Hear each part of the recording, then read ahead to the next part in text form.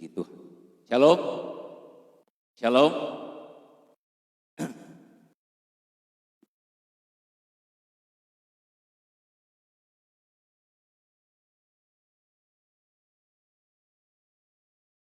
Baik, pagi hari ini saya percaya ada sukacita yang Tuhan anugerahkan bagi kita. Ya, pagi ini Bapak Ibu saudara-saudara bisa ada di dalam rumah Tuhan, dan oleh sukacita yang Tuhan berikan, kita boleh memuji Dia, mengagungkan Tuhan karena Tuhan sungguh baik bagi kita. Baik, kita langsung membuka Alkitab kita pagi ini.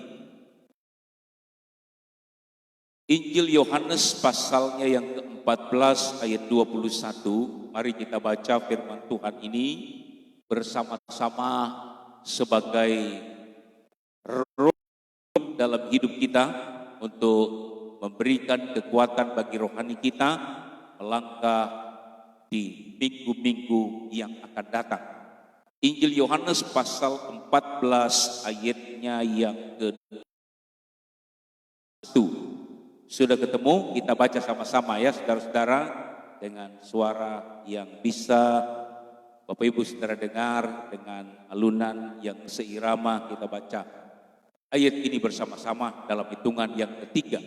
Yohanes 14 ayat 21, 23. Barang siapa memegang perintahku dan melakukannya, dialah yang mengasihi aku. Dan barang siapa mengasihi aku, ia akan dikasihi oleh Bapakku, dan aku pun akan mengasihi dia dan akan menyatakan diriku kepadanya. Puji Tuhan. Pagi hari ini kita bicara tentang mengasihi Tuhan. Firman Tuhan pagi ini saya beri judul tunduk pada kehendak Tuhan. Tunduk pada kehendak Tuhan. Bapak Ibu saudara-saudara, tentu kita sudah sering mendengar kata mengasihi Tuhan. Ya, kata mengasihi Tuhan itu sudah menjadi kamus umum dalam kehidupan orang-orang Kristen. Ya, mungkin di golongan-golongan lain mereka punya istilah yang sama dengan itu, tetapi bagi kita orang-orang Kristen, anak-anak Tuhan, istilah mengasihi Tuhan itu sudah sangat akrab di telinga kita. Sehingga kalau saya bertanya kepada Bapak Ibu Saudara, apa sih yang terlintas dalam pikiranmu? Apa yang akan terlintas dalam hatimu jika kamu mendengar kata mengasihi Tuhan? Ya, karena sudah sering kita dengar, sehingga kata mengasihi Tuhan itu hanya menjadi satu slogan saja. Sehingga ketika kita ditanya mengasihi Tuhan itu apa sih? Kita menjadi bingung Bapak Ibu Saudara. Yang ada di dalam pikiran kita itu banyak. Apa yang dimaksud dengan mengasihi Tuhan? Nah, pagi hari ini saya akan bicara tentang mengasihi Tuhan. Kenapa? Karena Alkitab berkata jelas, barang siapa memegang perintahku dan melakukannya, dialah yang mengasihi aku. Jadi ada kriteria. Ya, orang yang mengasihi Tuhan itu tidak hanya sekedar lip service saja, bukan hanya sekedar perkataan saja.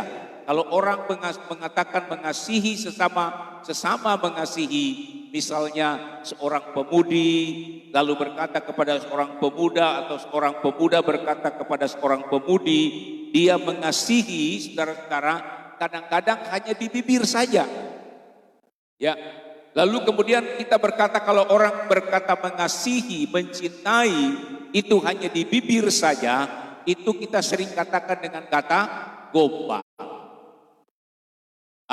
Gombal. Artinya kita mengatakan mengasihi, tetapi itu hanya sekedar lip service, hanya sekedar ucapan bibir saja. Lain di bibir, lain di hati. Nah, saudara-saudara, itu sebabnya Tuhan berkata orang yang mengasihi Tuhan itu ada kriterianya. Sehingga kata mengasihi Tuhan itu tidak hanya sekedar ucapan belaka. Tetapi mengasihi Tuhan itu adalah sebuah tindakan.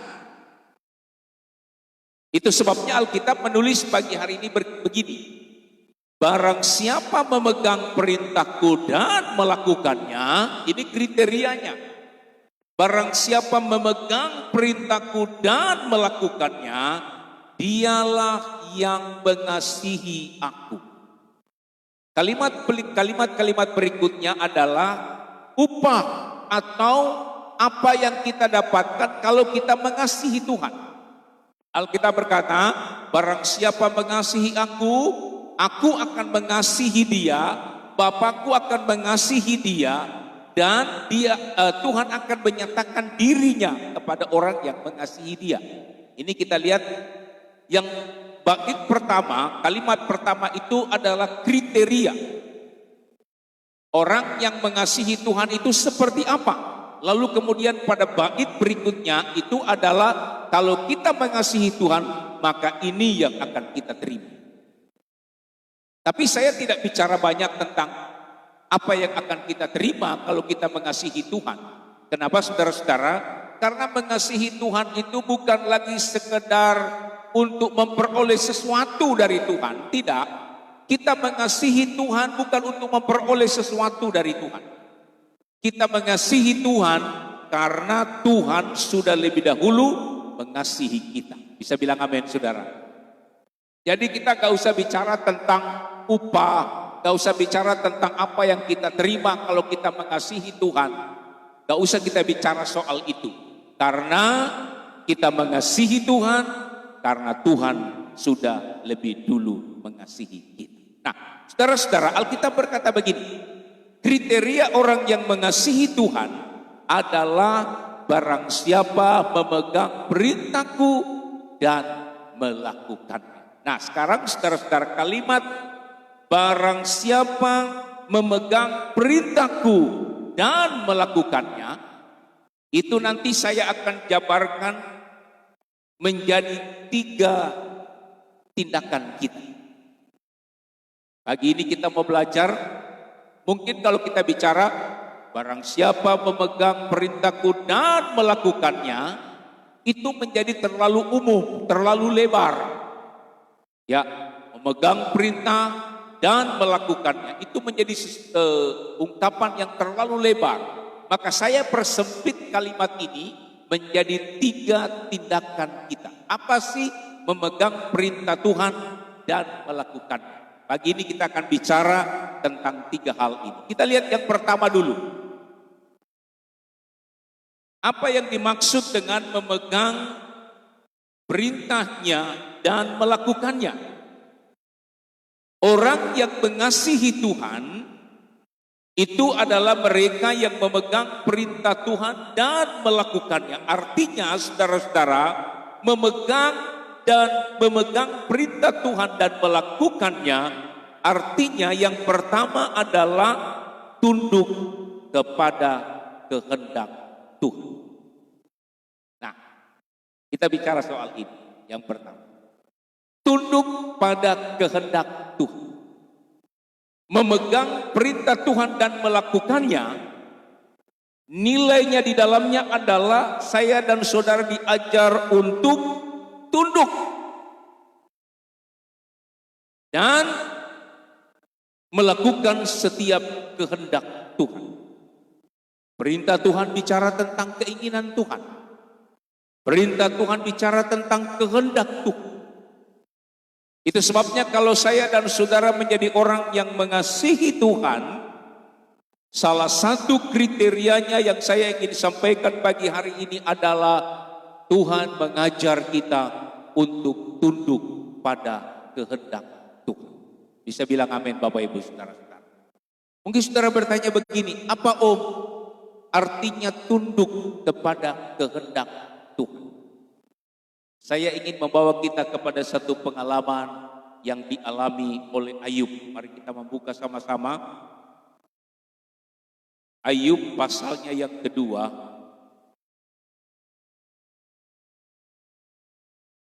Kita akan membaca saja pada ayatnya yang ke-10. Kita akan membaca Ayub pasalnya yang kedua, ayatnya yang ke-10. Kita perhatikan dalam peristiwa ini apa yang dimaksud dengan tunduk kepada kehendaknya. Ayub 2 ayat 10 saya baca demikian. Tetapi jawab Ayub kepadanya, engkau berbicara seperti perempuan gila. Apakah kita mau menerima yang baik dari Allah, tetapi tidak mau menerima yang buruk? Dalam kesemuanya itu, Ayub tidak berbuat dosa dengan bibir. Kalimat atau ayat yang kita baca ini, saudara-saudara, adalah puncak daripada pertahanan iman Ayub. Seperti Bapak Ibu saudara-saudara ketahui, Ayub adalah seorang yang saleh, orang yang mengasihi Tuhan. Ya. Tetapi Tuhan ingin melihat seberapa jauh kasih Ayub kepada Tuhan. Rupanya Bapak Ibu, kasih kita kepada Tuhan itu seringkali diuji oleh Tuhan. Tuhan menguji kasih kita kepada Tuhan supaya kasih kita itu tidak hanya di bibir saja. Tuhan pengen tahu sampai di mana kita tunduk pada kehendak Tuhan. Apa kurangnya Ayub? Orangnya saleh, orangnya jujur, mengasihi Tuhan. Tapi Tuhan izinkan iblis berusaha untuk menggoyangkan iman Ayub. Pertama-tama saudara-saudara dengan kebangkrutan. Bayangkan Ayub hidupnya makmur, kaya raya. Dia punya perkebunan, hampir semua perkebunan yang menghasilkan laba, hasil itu dimiliki oleh Ayub. Pohon anggur, pohon zaitun, pohon delima dan lain sebagainya dimiliki oleh Ayub. Perkebunannya dia sukses. Lalu kemudian kambing domba yang dipeliharanya itu juga peternakannya juga sukses. Ada kambing, ada domba, ada lembu, ada sapi dimiliki oleh Ayub. Pada zaman itu saudara-saudara, orang yang memiliki pertanian atau peternakan yang sukses adalah orang yang kaya raya. Nah, Ayub dalam posisi sebagai orang yang kaya raya. Dia dalam keluarganya memiliki keluarga yang luar biasa. Dikaruniai oleh 10 orang anak. Jadi saya mau katakan sebenarnya hidup Ayub pada saat itu adalah kehidupan yang sungguh-sungguh hampir mendekati sempurna. Secara duniawi Ayub memiliki semua. Secara rohani Alkitab berkata dia adalah orang yang saleh. Dia adalah orang yang takut akan Tuhan. Apa yang kurang dari Ayub? Tetapi Tuhan ingin melihat sampai di mana kasih Ayub kepada Tuhan. Dengan menguji sampai di mana kepenundukan Ayub pada kehendak Tuhan. Dia ambil pertama-tama harta kekayaannya. Kambing, domba, lembu, sapi habis. Pohon-pohon yang menghasilkan buah habis. Lalu kemudian Tuhan izinkan tubuhnya menderita sakit yang luar biasa memalukan. Sakitnya itu tidak membunuh Bapak Ibu saudara-saudara. Sakitnya itu mempermalukan Ayub. Sebab sakitnya itu adalah semacam luka yang menghasilkan bau, gatal Bapak Ibu saudara-saudara. Menjijikkan. Dilihat oleh orang, menjijikkan. Ayub itu mendatangkan rasa malu. Dia tidak bisa bertemu dengan orang. Harga dirinya betul-betul dicampakkan oleh Tuhan. Lalu kemudian keluarganya porak-poranda. Anak-anaknya semua mati. Diizinkan Tuhan. Sampai akhirnya pertahanan terakhirnya adalah istri. Biasanya istri itu akan memberikan kekuatan kepada suami yang dalam keadaan tergoncang oleh karena kehilangan pekerjaan, kebangkrutan, kehilangan damai sejahtera. Tapi Alkitab berkata istrinya Ayub bukannya menguatkan Ayub, istrinya Ayub juga sudah down, juga sudah jatuh imannya. Lalu dia berkata kepada Ayub, Ayub, sudah, lebih baik kamu lupakan saja Tuhanmu itu. Gak usah lagi kamu memuji dia, gak usah lagi kamu menyembah dia, sebab Tuhanmu tidak menolong engkau. Kira-kira begitu bahasa sederhananya. Tetapi dalam ayat ini, inilah saya bilang tadi, ayat ini adalah puncak pertahanan iman Ayub. Dia berkata kepada istrinya, engkau berbicara seperti perempuan gila. Apakah kita mau menerima yang baik dari Allah tetapi tidak mau menerima yang buruk? Dalam kesemuanya itu Ayub tidak berbuat dosa dengan bibir. Ayub bilang sama istrinya, kamu bicara seperti perempuan gak sadar. Apakah kamu hanya mau menerima yang enak dari Tuhan, tetapi yang tidak enak dari Tuhan kamu tidak mau menerimanya? Itu yang saya sebut sebagai penundukan terhadap kehendak Tuhan. Kalau kita tahu bahwa segala sesuatu terjadi atas kehendak Tuhan, saya dan saudara harusnya mengerti bahwa apapun yang terjadi dalam hidup kita, semua sesuai dengan kehendak Tuhan. Jadi kalau terjadi sesuatu yang tidak enak dalam hidup kita, ada mungkin goncangan dalam rumah tangga, ada goncangan dalam ekonomi kita, itu adalah kehendak Tuhan. Kalau ada berkat dalam rumah tangga kita, berkat dalam usaha dan pekerjaan kita, itu juga adalah kehendak Tuhan. Kalau kita mau tunduk pada kehendak Tuhan, Bapak Ibu saudara-saudara, Alkitab berkata, kita disebut orang yang mengasihi Tuhan. Ayub terbukti bahwa perkataan yang keluar dari bibir mulutnya Ayub tidak berbuat dosa dengan bibirnya. Jadi bibirnya dengan hatinya itu selaras, sama. Kalau dia bilang aku mengasihi Tuhan, dari dalam hatinya juga aku mengasihi Tuhan. Apa tindakannya? Dia tunduk pada kehendak Tuhan. Yang enak dia terima, yang tidak enak dia terima. Semua dia tahu itu adalah kehendak Tuhan. Bisa bilang amin saudara-saudara. Kadang-kadang kita mau terima yang enak aja, yang berkat aja. Tapi kalau yang susah-susah, Tuhan izinkan terjadi sesuatu untuk menguji iman kita. Kadang-kadang kita lupa bahwa itu juga adalah kehendak Tuhan. Saya bisa bicara panjang tentang kehendak Tuhan itu, tetapi saya kunci saja dengan satu ayat di dalam 1 Tesalonika 5 ayat 18. Kira-kira mungkin inilah tindakan kita yang membuktikan bahwa saya dan saudara adalah orang yang mengasihi Tuhan dengan tunduk dan melakukan kehendak Tuhan. 1 Tesalonika 5 ayat 18. Ini yang dimaksud oleh Paulus. Saya baca. Mengucap syukurlah dalam segala hal, sebab itulah yang dikehendaki Allah di dalam Kristus Yesus bagi kita. Itulah yang dikehendaki oleh Allah, kata Paulus. Apa yang dikehendaki oleh Allah? Mengucap syukurlah di dalam segala hal. Kita mau terima yang enak, kita terima, puji Tuhan, ini adalah kehendak Tuhan. Yang tidak enak, persoalan, tantangan, masalah, kita juga terima itu dengan berkata puji Tuhan, ini adalah kehendak Tuhan.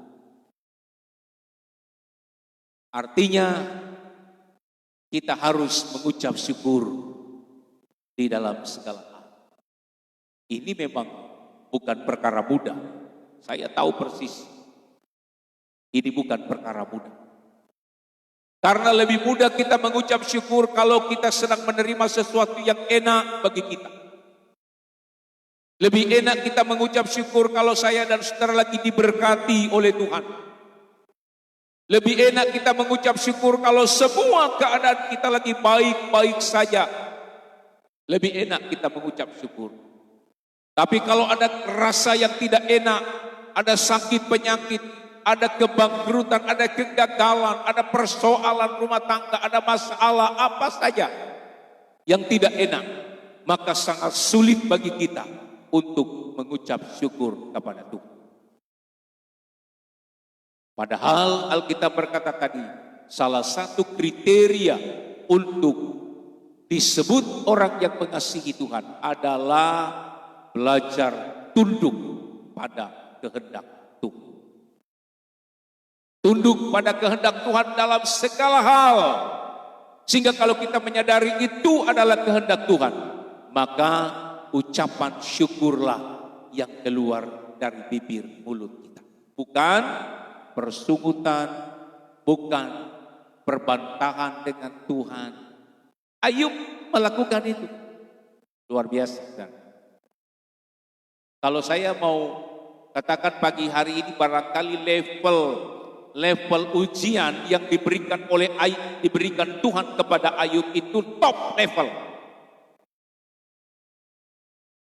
Top level. Jangankan kita diuji top level seperti levelnya Ayub. Down level aja kita dalam ujian yang ringan saja.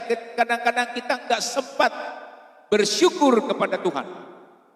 Jangankan ini saudara, jangankan persoalan, kadang-kadang diberkati aja saudara-saudara. Kita sudah diberkati nih, kita sudah sehat, keluarga kita baik-baik saja ditolong oleh Tuhan. Usaha kita diberkati, usaha anak-anak kita diberkati oleh Tuhan. Itu aja kita lupa bersyukur kepada Tuhan. Lalu kita berkata begini, aku mengasihi Tuhan.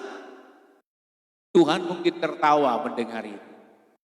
Karena kita mengatakannya, padahal kriterianya tidak cocok dengan apa yang Tuhan mau.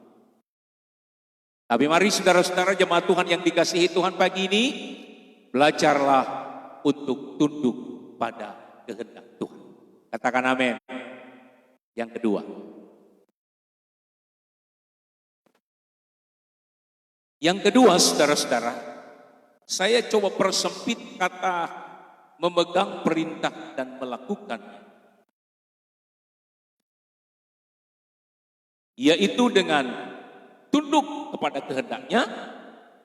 Dan yang kedua adalah taat melakukan firman-Nya karena memegang teguh janji. Taat melakukan firman-Nya karena berpegang teguh pada janji.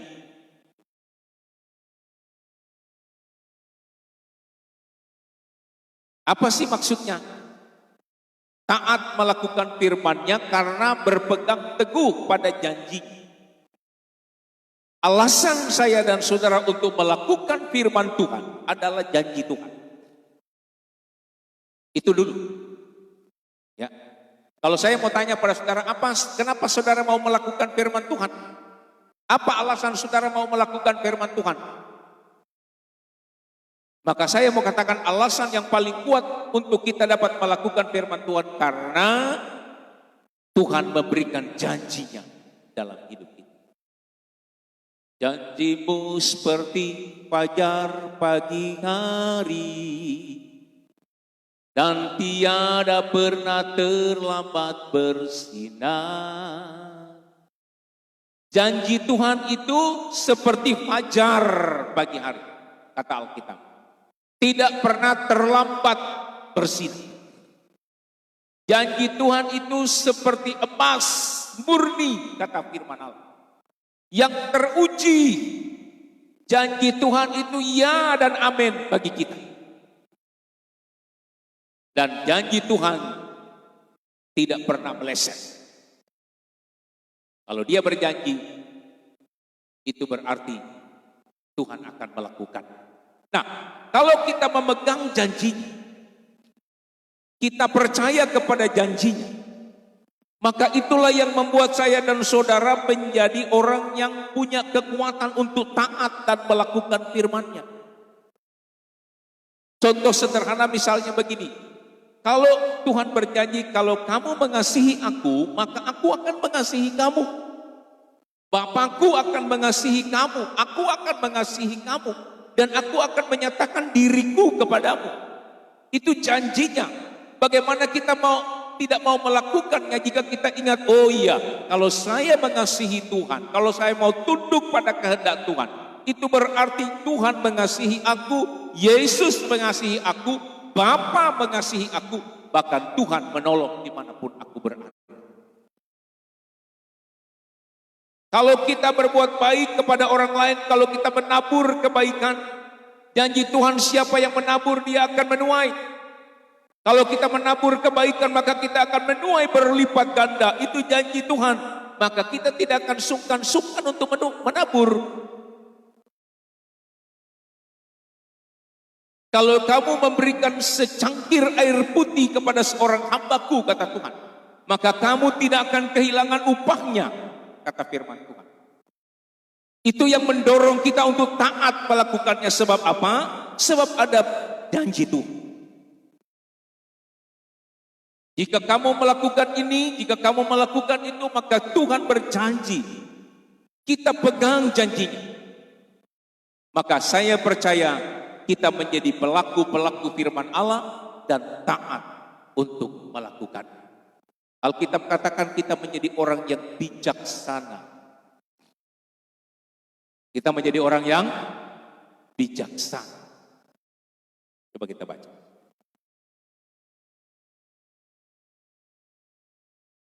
Injil Matius.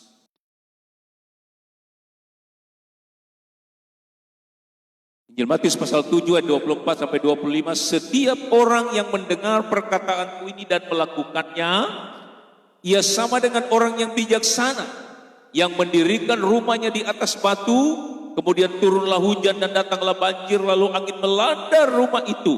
Tetapi rumah itu tidak rubuh sebab didirikan di atas batu. Setiap orang yang mendengar perkataanku dan melakukannya, ia sama dengan orang yang bijaksana. Ini saudara-saudara adalah mewakili keberadaan saya dan saudara. Ya. Kekuatan iman kita itu tergantung daripada kita mengingat atau taat melakukan firman-Nya dengan berpegang pada janji itu. Ya.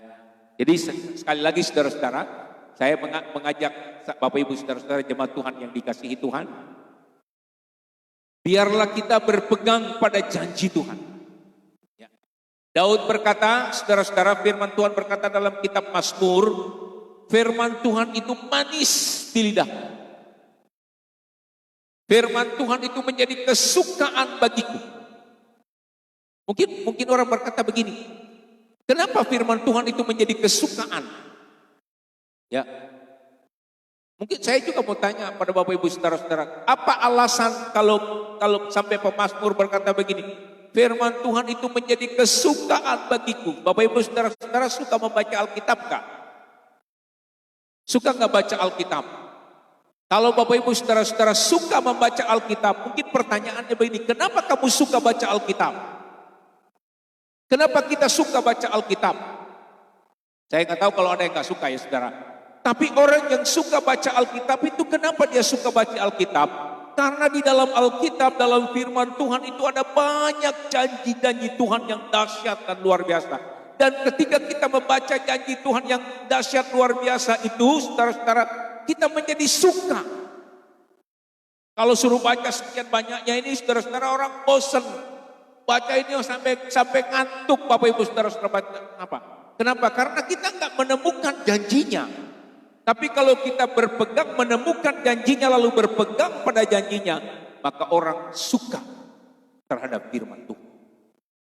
Jadi pagi ini jadilah orang yang taat kepada firman-Nya dan menjadi pelaku, menjadi orang-orang yang berpegang pada janji.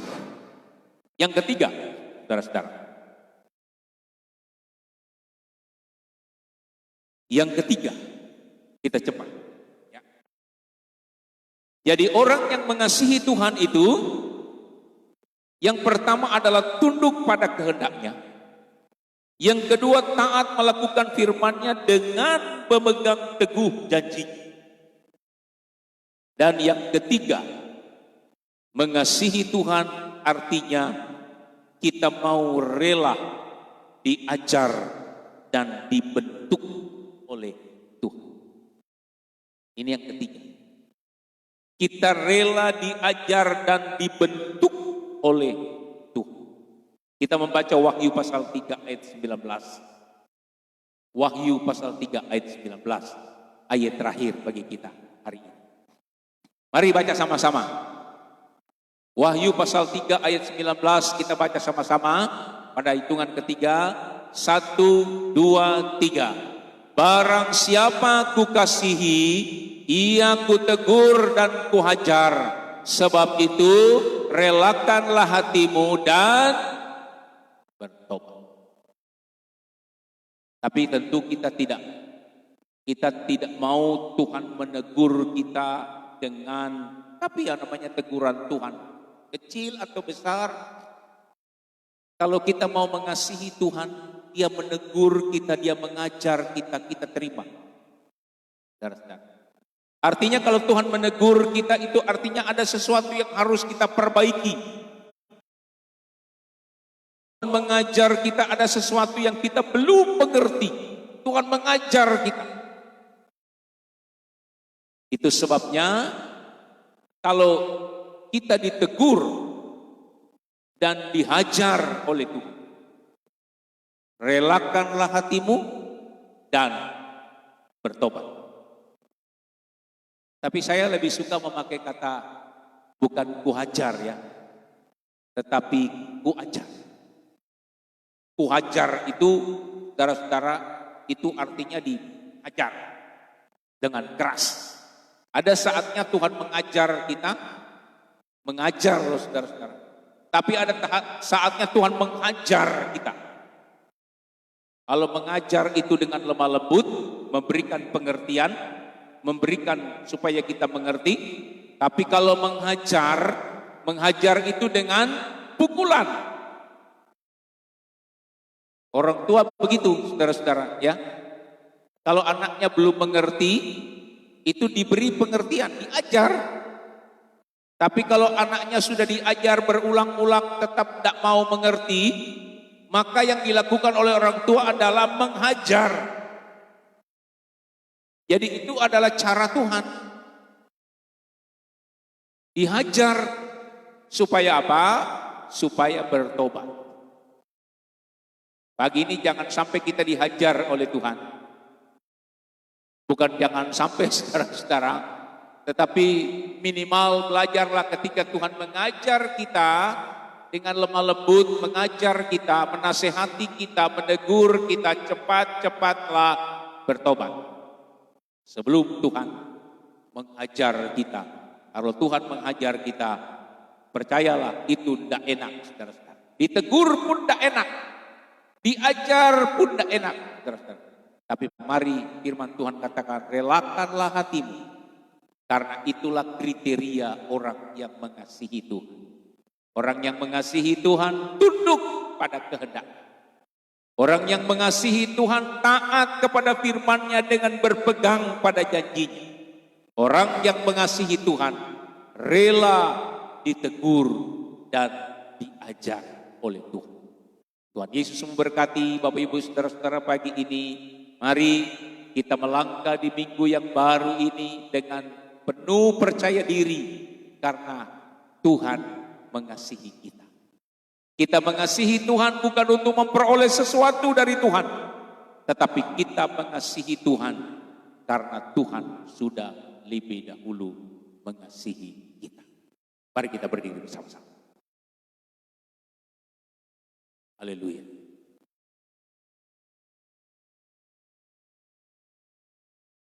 Kita nyanyi pujian sebab Kau Bapa. Sebab Kau Bapakku, Bapa yang kekal, Bapa yang kekal. Kita nyanyi pujian ini, lalu kita akan berdoa bersama-sama.